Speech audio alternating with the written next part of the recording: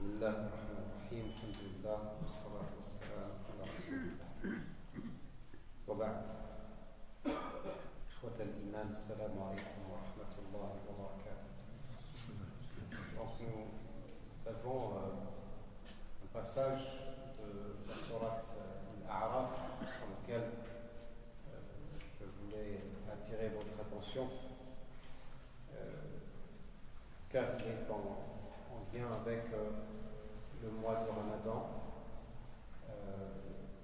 particulièrement à travers les invocations. Donc on sait que le mois de Ramadan est le mois des du'as, des supplications. Et Allah Tabaraka wa Ta'ala nous éduque avec la manière de s'adresser à lui. Comment s'adresser à Allah Tabaraka wa Ta'ala? C'est pas simplement dans la forme, mais ce que nous invite à faire notre Seigneur, notre Créateur, c'est d'aller dans la profondeur de notre cœur et de ressentir les états auxquels Allah Tabaraka wa Ta'ala nous convie et nous invite à avoir lors de la supplication ou de l'invocation. Il dit, exalté soit-il, ادعوا ربكم تضرعا وخفيا إنه لا يحب المعتدين ولا تفسدوا في الأرض بعد إصلاحها وادعوه خوفا وطمعا إن رحمة الله قريب من المحسنين. الله يجعلنا منهم. Donc dans ce verset ou ces versets, ces deux versets, Allah Tabaraka wa Ta'ala dit implorez votre Seigneur. Ud'u rabbakum.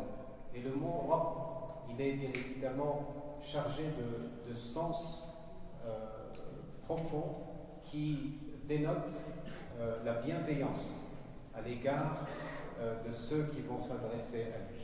C'est pour ça que le Rabb, en fait, il a énormément de sens, et parmi les sens qu'on peut retenir, c'est celui qui prend soin des autres. C'est le maître, c'est le Seigneur. C'est celui aussi qui prend soin et qui a de la bienveillance à l'égard de ceux qui sont à sa charge. Et nous sommes tous à la charge de notre Seigneur. Aucun d'entre nous ne peut se passer de l'assistance, du secours, de la subsistance du Seigneur, exalté soit-il. Ud'u rabbakum. Donc le mot Rabb, il y a cette idée de bienveillance et c'est pour ça qu'on parle de tarbiya, d'éducation.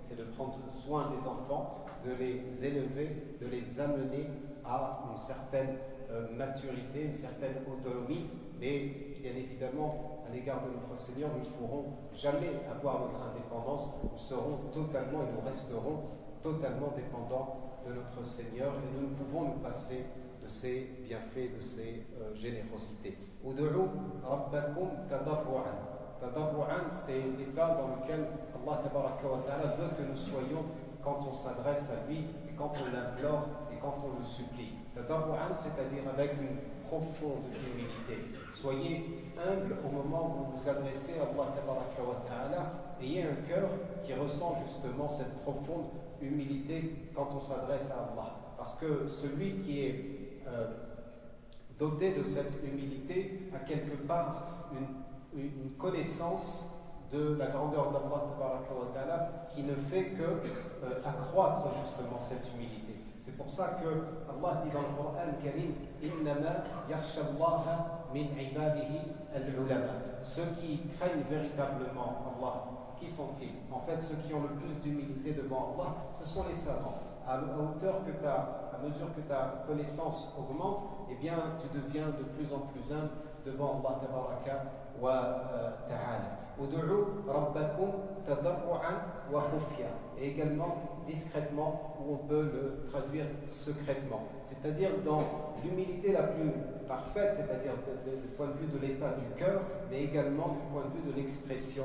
S'adresser à Allah Tabaraka wa Ta'ala en toute humilité et dans la discrétion et dans le secret. Parce que la supplication, en fait, c'est un moment intime que tu échanges avec Allah subhanahu wa ta'ala. C'est un moment intime où tu ne dois associer personne d'autre que toi et lui. C'est pour ça que le moment le plus propice pour faire des du'as, c'est le moment du sujoud.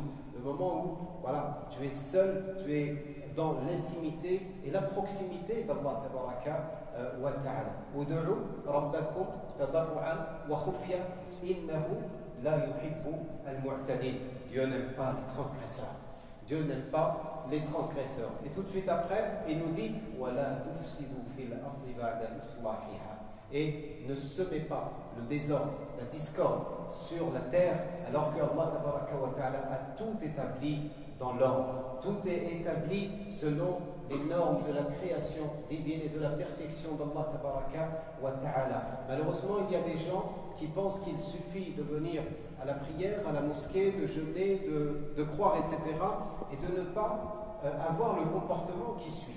On ne peut pas se prétendre musulman uniquement à travers la prière, car ceux qui sèment le désordre, la corruption, le mal sur terre vont à l'encontre des principes de la croyance islamique. On ne peut pas corrompre tout ce que Allah tabaraka wa ta'ala a créé. La création d'Allah tabaraka wa ta'ala, nous avons reçu l'ordre, bien évidemment, de profiter dans les bons sens du terme de cette création, mais aussi d'en prendre soin. Allah tabaraka wa ta'ala dit dans le Coran al-Karim wa ansha'akum min al-ardi wa sta'marakum fiha. Sta'marakum, c'est-à-dire qu'il vous a demandé imarat al-ard. Imarat al-ard, c'est le fait de peupler la terre et de prendre soin de la terre, comme il est dit dans le Coran. Innama ya'muru masajid Allah. Ya'muru masajid Allah, ceux qui fréquentent les mosquées, qui peuplent les mosquées et qui embellissent les mosquées et qui entretiennent les mosquées. C'est tout ce que renferme en fait le sens de imara. Et Allah tabaraka wa ta'ala nous demande à cet effet de prendre soin de la terre. Et ce qui veut dire par ailleurs que si tu veux que tes doigts soient acceptés, tu ne peux pas te comporter en transgresseur.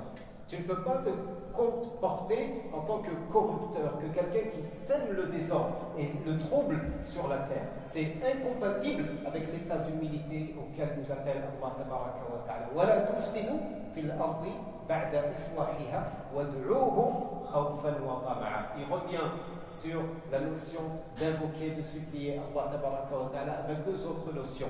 L'état dans lequel on doit se retrouver quand on invoque Allah tabaraka wa ta'ala, c'est khawfan wa tama'a. Khawfan, c'est la crainte, tama'a, c'est l'envie et le désir et la convoitise. C'est même l'avidité en fait de ce qu'il y a entre les mains d'Allah tabaraka wa ta'ala, c'est de convoiter tous les bienfaits d'Allah tabaraka wa ta'ala. En fait, Allah subhanahu wa ta'ala nous dit implorer Dieu avec la crainte et l'espoir. Celui qui réussit à apporter la crainte et l'espoir dans sa manière de s'exprimer Allah tabaraka wa ta'ala et d'en faire même un mode de vie finalement, d'intégrer tout ceci dans son cheminement spirituel, fera de lui un être équilibré. Allah tabaraka wa ta'ala nous met en garde de ne pas sombrer dans les extrêmes. Nous avons cette fâcheuse tendance d'être facilement séduits par les extrêmes. Les extrêmes sont assez simples, mais Allah tabaraka wa ta'ala nous demande de revenir à l'équilibre. Khawfan wa tama'a. Ni la crainte ne doit dépasser l'espoir, ni l'espoir ne doit dépasser la crainte. Et celui qui arrive à avoir cette symbiose et cette harmonie entre les deux sera un être parfaitement équilibré. Allah yaj'alna minhum ya rabbil alamin. Wad'uuhu khawfan wa tama'a. Inna rahmatallah qaribun minal muhsinin. La miséricorde de Dieu. Nous qui cherchons tous la miséricorde de Dieu, vous savez où elle se trouve? Elle est proche des bienfaiteurs.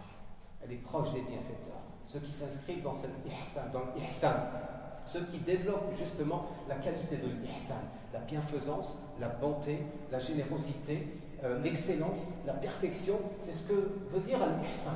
En fait, c'est toutes ces notions réunies ensemble et bien d'autres encore qu'il faut essayer d'incarner lorsque nous nous inscrivons dans la voie d'Allah tabaraka wa ta'ala. Car le prophète sallallahu alayhi wa sallam a été interrogé au sujet de l'islam, au sujet de l'iman et au sujet de l'ihsan. Et l'ihsan, c'est justement développer cette qualité qui fait que tu adores Dieu comme si tu le voyais. En fait, tu adores Dieu comme si, c'est pas comme si, tu dois l'adorer. Comme si tu étais tout le temps avec lui, sans jamais l'oublier, sans jamais le perdre de ta conscience finalement. C'est tout ce que renvoie, le sens auquel renvoie le mot ihsan. Et ceux qui veulent trouver la miséricorde de Dieu, allez la chercher avec les élans de générosité, avec les élans de générosité, de bonté et de bienfaisance. Plus tu seras bon plus tu obtiendras la bonté de Dieu. Allah est bon envers les bons. Allah est bon et il n'accepte que ce qui est bon. Ceux qui aspirent à se rapprocher de la bonté divine, il faut qu'ils se comportent avec bonté. Ceux qui veulent obtenir miséricorde d'Allah, il faut qu'ils fassent preuve de miséricorde. Innama yarhamullahu min ibadihi ar-ruhama. Irhamu man fil ardi yarhamukum man fis sama. Montrez-vous miséricordieux sur terre, on se montrera miséricordieux pour vous dans les cieux. Qu'Allah tabaraka wa ta'ala nous aide à cheminer dans la voie droite et accepte nos jeûnes, nos prières et l'ensemble de nos œuvres. Amin. Ya Rabbil Alamin. Wa sallallahu wa sallam wa baraka ala nabiyyina Muhammadin wa ala alihi wa sahbatihi ajma'in.